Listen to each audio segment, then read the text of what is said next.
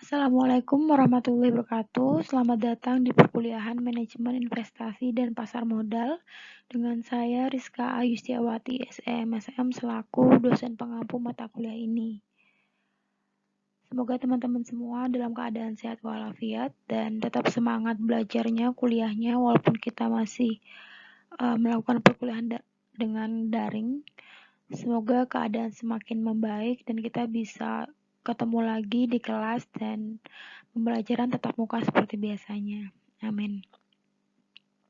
Pada kesempatan kali ini, di pertemuan pertama kita hanya akan overview sedikit tentang manajemen investasi dan pasar modal dan mungkin menjelaskan sedikit tentang silabus dan peraturan kelas. Oke.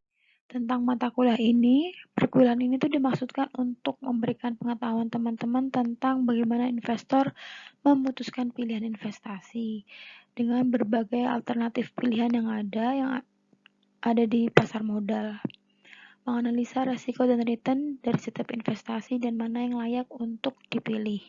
Terus kemudian tujuan mata kuliah ini yang pertama agar teman-teman lebih paham tentang bagaimana konsep dan teori-teori dari manajemen investasi dan pasar modal. Yang kedua, mampu mengembangkan teori manajemen investasi dan pasar modal. Yang ketiga, mampu mengaplikasikan, jadi nggak cuma tahu konsep-konsepnya aja, tapi mampu mengaplikasikan konsep-konsep yang telah dipelajari di mata kuliah ini. Oke, ini adalah persentase penilaian dengan tugas 20%, kuis 10%, UTS 20%, UAS 40%. Seperti biasanya, saya menilai keaktifan, absensi, attitude itu akan mempengaruhi nilai. Kalau keaktifannya bagus, maka bisa meningkatkan. Kalau attitude dan absensinya jelek, juga bisa mengurangi penilaian. Dan itu adalah hak prerogatif. Terus kemudian, karena mata kuliah ini tidak banyak menuntut untuk membuat presentase teman-teman nggak perlu presentasi, maksudnya kebanyakan adalah presentasi dari saya. Jadi untuk mengetahui apakah teman-teman paham dan supaya feedback aja, maka akan diberikan tugas setiap minggu untuk dikerjakan dan dikumpulkan minggu berikutnya. Jadi sebagai penggantinya karena teman-teman nggak ada presentasi. Dan juga karena ini materinya setengah teori setengah praktikal, ada hitungannya juga, jadi mungkin nggak banyak argumentasi tapi lebih ke tanya jawab gitu dan diskusi. Oke, terus kemudian buku teks dan bacaan yang digunakan yaitu buku dari Eduardus Tandelilin dengan judul Manajemen.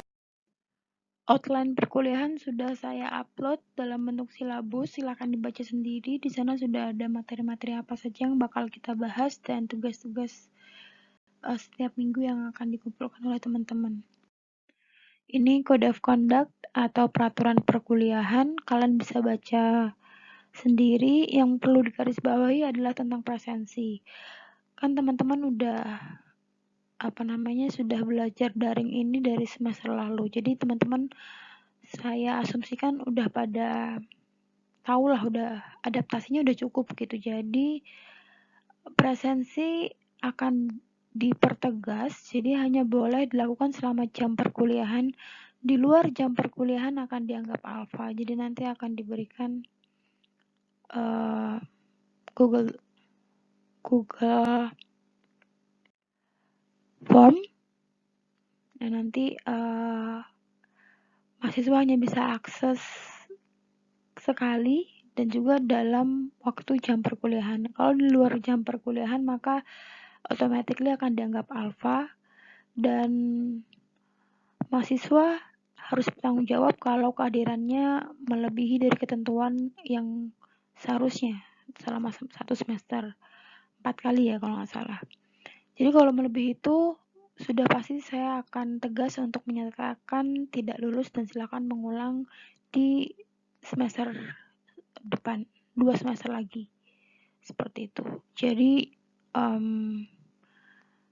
untuk masalah presensi akan dipertegas dan tidak ada alasan sinyal dan lain sebagainya. Saya rasa itu terlalu biasa kalau teman-teman udah tahu mau kuliah, jadi benar-benar harus mempersiapkan semua akses dan semua pembelajarannya gitu. Jadi saya tidak menerima alasan karena sinyal dan lain sebagainya.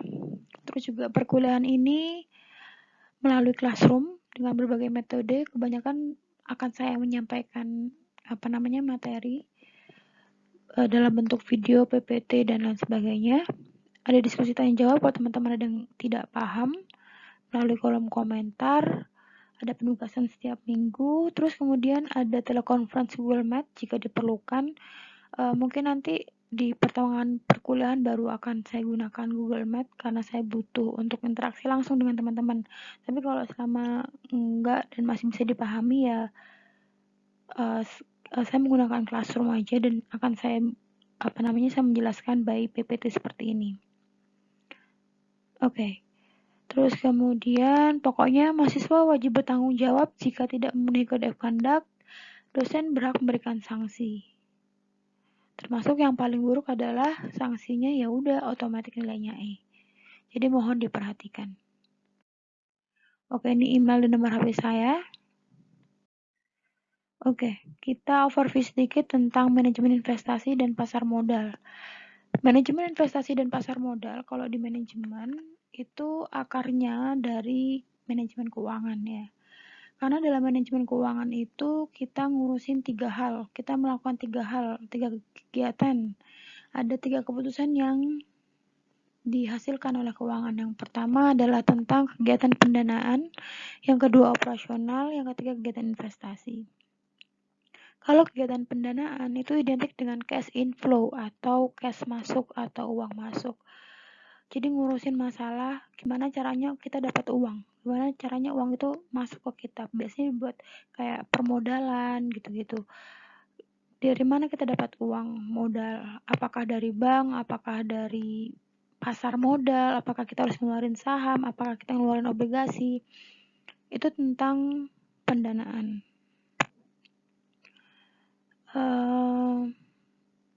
Sedangkan yang kedua adalah kegiatan operasional. Operasional itu namanya juga operasi, jadi dia processing. Jadi uang yang tadi masuk melalui pendanaan, maka uang itu dikelola dengan baik di operasional. Keputusannya itu keputusan terkait dengan operasional, berapa banyak bahan baku yang akan dibeli, terus kemudian suppliernya siapa, kita mau beli mesin mana yang paling efisien, efektif dan sebagainya, itu berarti keputusan tentang operasional, tentang layout dengan segala macam. Itu keputusan atau kegiatan di operasional. Jadi tadi ketika pendanaan itu input, cash inflow ya, sedangkan kegiatan operasional itu cash processing, uangnya diproses. Yang ketiga adalah kegiatan investasi, identik dengan cash out atau uang keluar. Ya, kegiatan investasi itu awalnya uangnya dikeluarin dulu gitu ya, dengan harapan nanti ada cash inflow gitu ya. Nah, kegiatan investasi ini kalau di keuangan itu contohnya ya seperti kita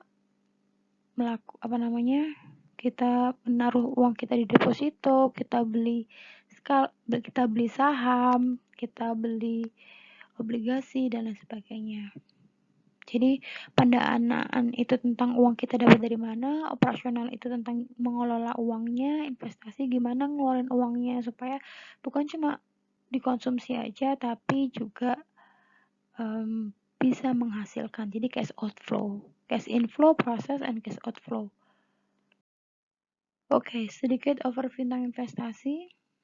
Setiap individu bekerja itu untuk memperoleh penghasilan. Semua orang pasti punya cash inflow and cash outflow, walaupun dia belum bekerja pasti ada gitu loh. Contohnya teman-teman walaupun mahasiswa kan juga cash inflow-nya dapat dari mana? Oh, dapat dari orang tua gitu. Nah, penghasilan atau cash inflow yang dimiliki oleh seseorang merupakan sumber daya yang dapat dikonsumsi pada saat ini atau di masa yang akan datang. Konsumsi dalam hal ini bukan cuma masalah makanan, tapi pemenuhan kebutuhan dan juga keinginan gitu ya. ketika kita memperoleh penghasilan, ketika kita punya cash, itu ada pilihan untuk kita menghabiskannya sekarang atau kita tunda buat konsumsi di masa yang akan datang. Nah, ketika kita ngomongin investasi, berarti pilihannya adalah seseorang memilih untuk menunda konsumsinya untuk dinikmati di masa yang akan datang. Seperti itu. Contohnya ketika teman-teman itu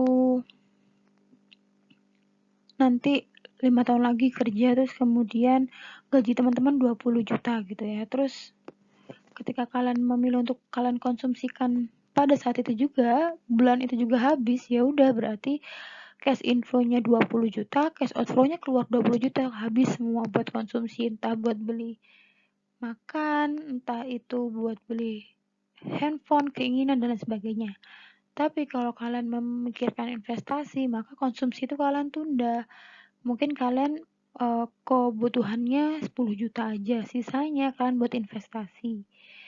Sehingga harapannya keinginan kalian di masa yang akan datang itu bisa terpenuhi.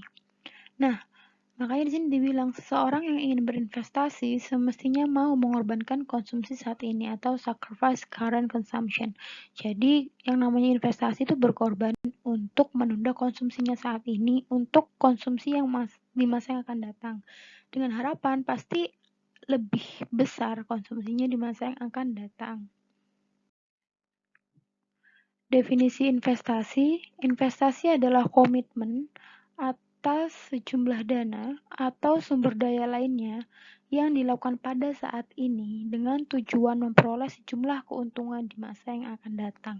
Jadi ada dua hal penting di sini, yaitu yang pertama adalah pengorbanannya saat ini untuk memperoleh keuntungan di masa yang akan datang. Gitu ya. Jadi apa yang dikorbankan? Ya bisa dana, sumber daya, dikorbankan saat ini, harapannya ada keuntungan di masa yang akan datang.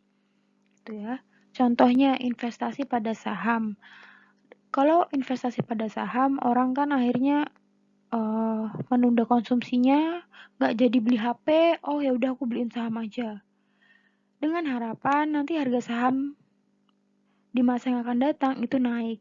Sehingga ketika harga sahamnya naik bisa kita jual, kita dapat untung. Begitu juga dengan pembagian dividen.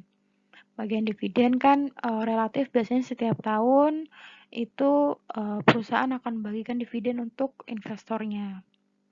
Yang kedua, contohnya waktu yang Anda korbankan untuk belajar.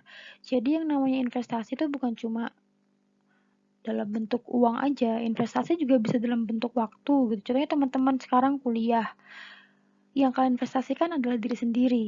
Jadi teman-teman menginvestasikan ilmu pada diri sendiri, teman-teman mengorbankan uang untuk bayar UKT, teman-teman mengorbankan waktu. Mungkin seharusnya teman-teman bisa main, bisa langsung kerja gitu ya.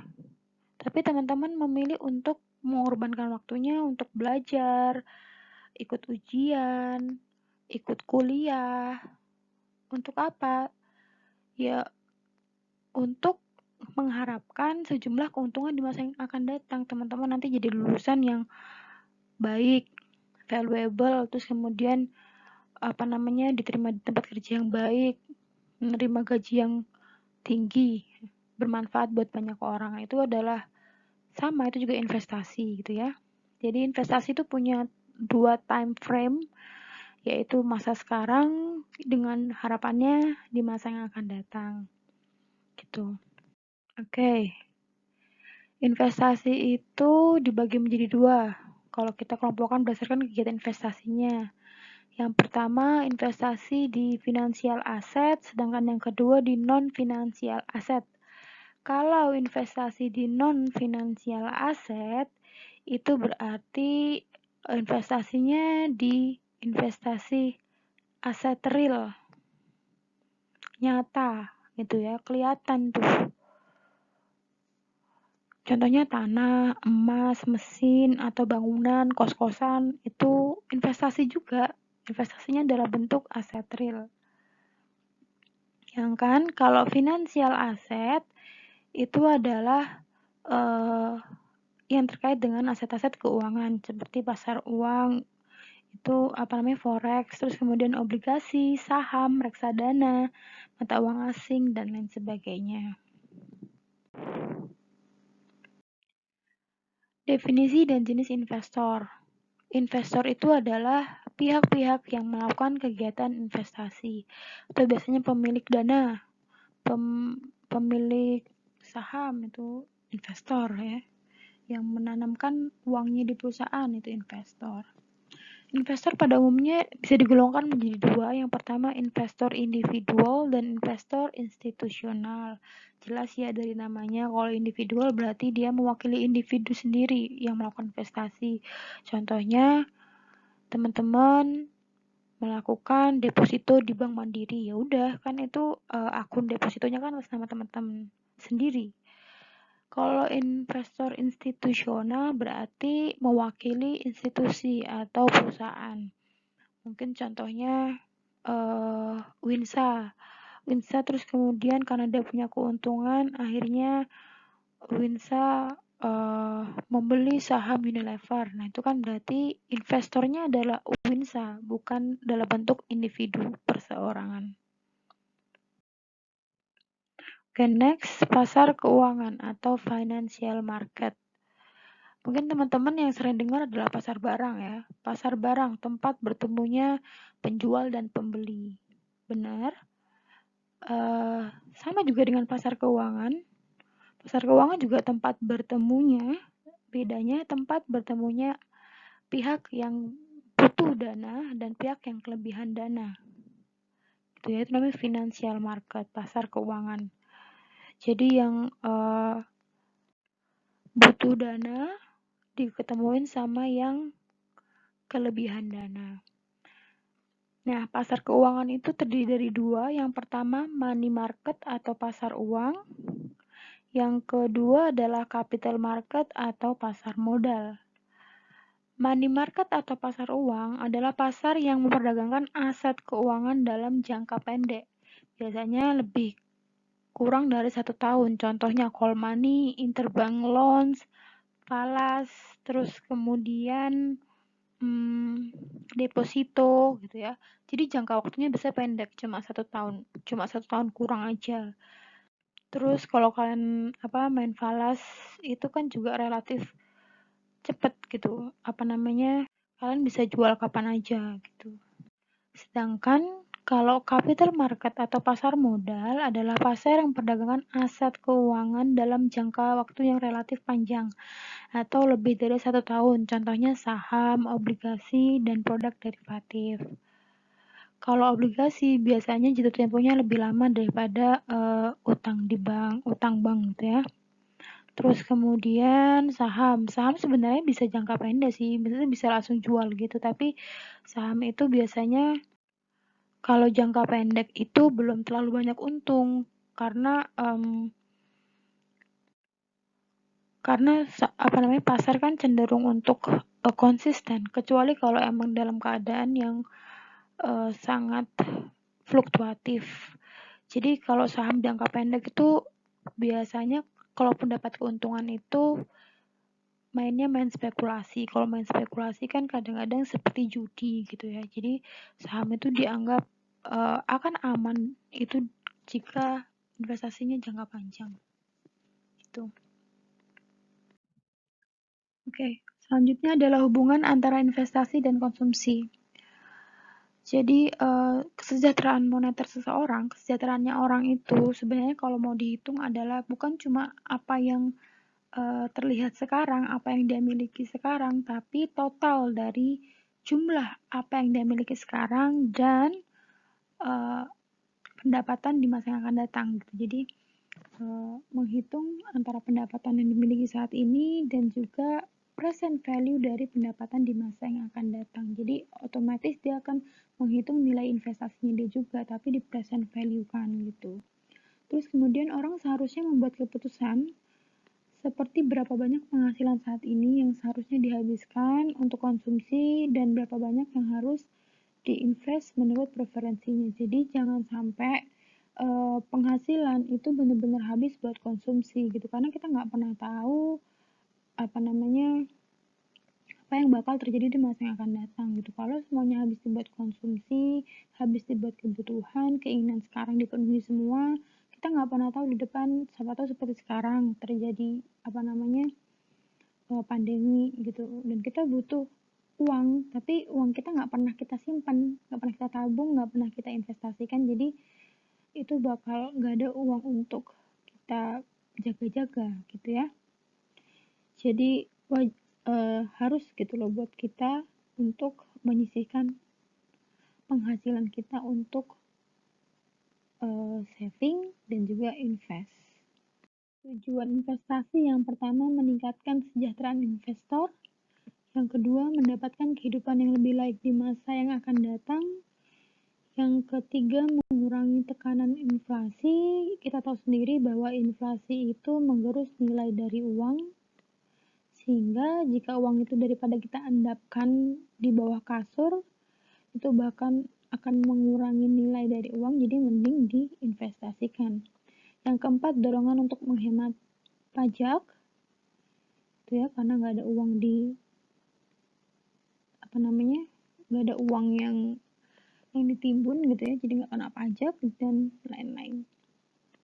Hubungan antara inflasi dan investasi, seperti teman-teman tahu, inflasi itu ketika harga barang-barang di pasar mengalami kenaikan.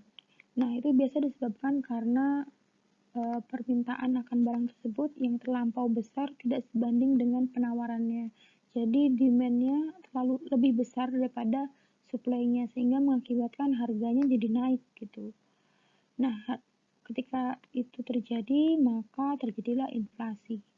Nah, biasanya ketika terjadi inflasi, pemerintah akan mengeluarkan kebijakan, salah satunya adalah kebijakan moneter, yaitu kebijakan yang dikeluarkan oleh Bank Indonesia. Salah satunya adalah dengan pengendalian suku bunga atau interest rate. Kalau terjadi kenaikan inflasi, biasanya pemerintah akan meningkatkan suku bunga sehingga diharapkan masyarakat yang tadinya itu fokus untuk belanja ke barang tersebut gitu ya, jadi mengalihkan dananya ke bank untuk menabung ataupun investasi gitu. Jadi contohnya bunga yang tadinya 10% dinaikkan menjadi 20%. Masyarakat kan jadi tergiur untuk ya udah deh nggak jadi belanja dulu, kita nabung dulu aja, invest dulu aja karena bunganya lagi besar. Seperti itu. Jadi dengan begitu uang di masyarakat jadi berkurang gitu ya. Uang di masyarakat berkurang sehingga permintaan akan berkurang juga terhadap barang tersebut. Nah, tapi ketika interest rate dinaikkan, bunga dinaikkan, ada masalah lain yang berdampak, yaitu unemployment atau pengangguran yang meningkat juga gitu. Karena ketika suku bunga dinaikkan, maka itu juga berdampak dengan orang yang berhutang di bank. Ketika suku bunga naik kan berarti tagihan yang harus dibayar juga akan semakin naik. Yang tadinya bunganya cuma 10%, sekarang jadi naik 20% gitu kan. Jadi ini akan membuat orang-orang juga semakin rugi, pengusaha rugi. Nah, sehingga akan meningkatkan pengangguran gitu ya. Mungkin untuk menutupi kerugian maka terjadi PHK dan lain sebagainya gitu. Jadi emang harus imbang gitu. Terus kemudian IHSG juga akan berdampak. Seperti yang kita tahu, pasar saham, indeks harga saham gabungan itu sangat terkait dengan berita-berita yang ada gitu. Jadi ketika kondisi ekonomi lagi buruk, maka itu akan menyebabkan IHSG anjlok, harga saham-saham akan kacau gitu.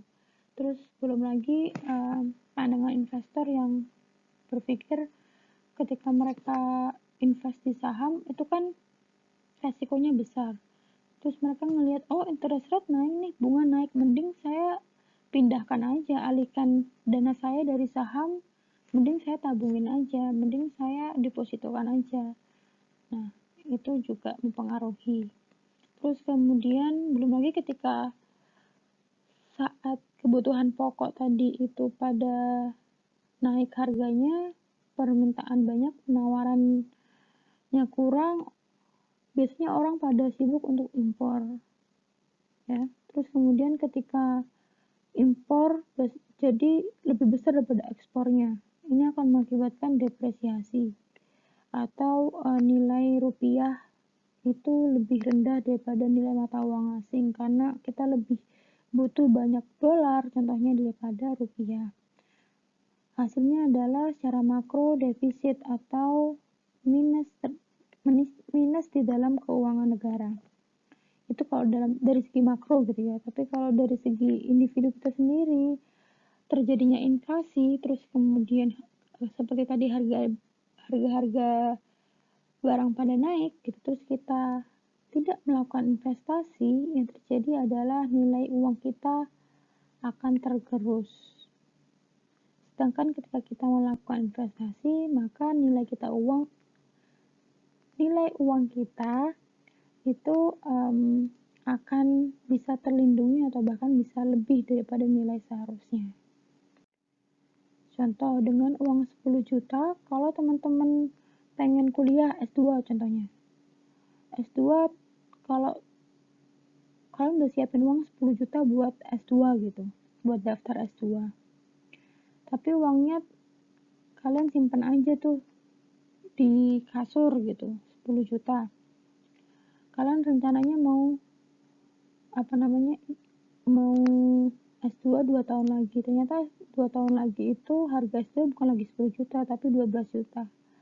Nah, itu adalah fungsi dari kita harus melakukan investasi, karena kenyataannya harga kebutuhan itu selalu naik, inflasi itu selalu ada. Jadi, ya kita harus investasi untuk melindungi nilai uang kita.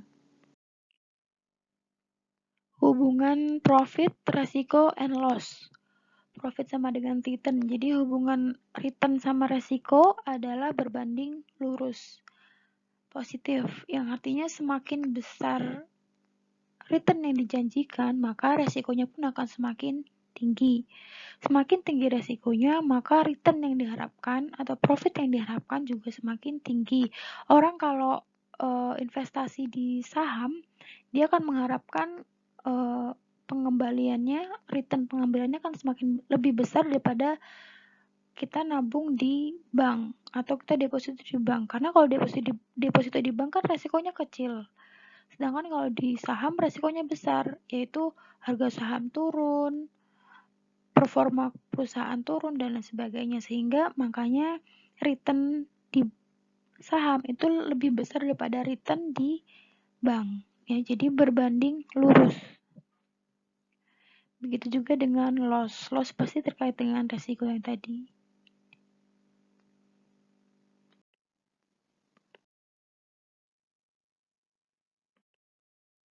Ya, jadi hubungan resiko dan return adalah hubungan yang searah dan linear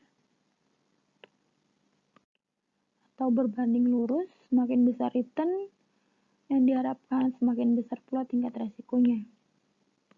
Jadi ketika kita mau melakukan investasi, yang kita pikirin adalah berapa sih return yang diharapkan dan berapa resiko yang dihadapi. Dasar keputusan investasi yang pertama, kita mempertimbangkan masalah return. Return yang diharapkan investor itu sebagai kompensasi dari biaya kesempatan yang hilang karena tadi dia menunda konsumsi, dan juga resiko penurunan daya beli akibat adanya pengaruh inflasi. Return itu kompensasi dari pengorbanan yang sudah dilakukan oleh investor. Nah, dalam manajemen investasi ada dua return. Yang pertama expected return dan realized return.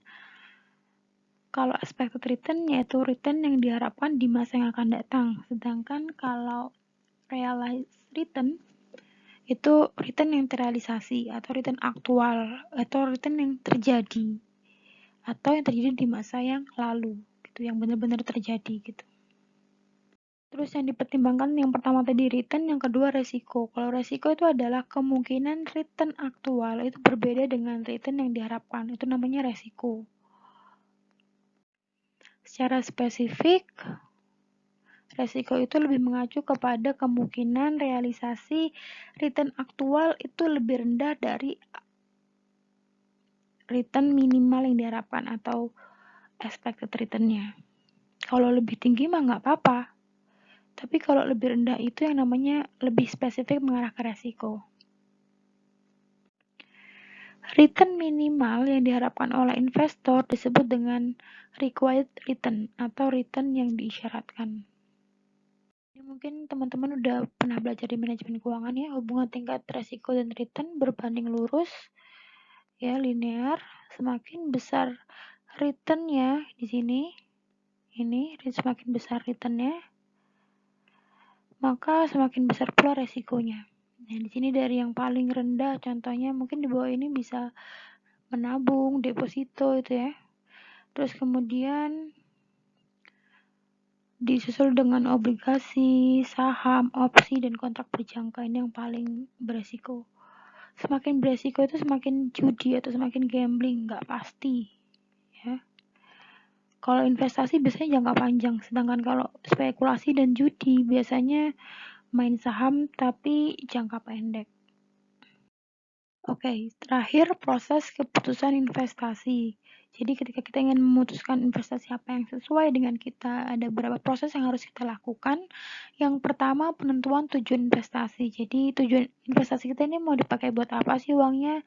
Contohnya dipakai, kalau kita biasa pilah dulu. Tujuannya jangka panjang, jangka menengah, atau jangka pendek. Kalau jangka panjang, contohnya buat dana pensiun. Ya. Buat dana pensiun, berarti jangka panjang. Ya. Terus kemudian contohnya, untuk biaya kuliah S2, mungkin jangka menengah gitu ya. Nah, itu kita tentukan dulu. Yang kedua, penentukan kebijakan investasi. Ini biasanya terkait dengan keputusan alokasi aset. Jadi, berapa banyak aset yang mau diinvestasikan?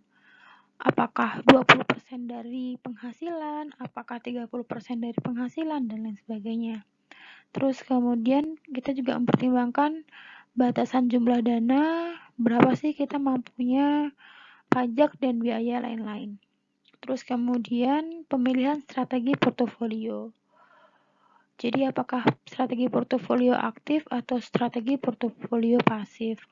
Jadi portofolio itu sekumpulan aset investasi kita. Misalnya kita mau investasi di mana aja? Apakah di saham aja? Apakah saham campur obligasi? Apakah saham campur obligasi campur deposito? Itu merupakan portofolio.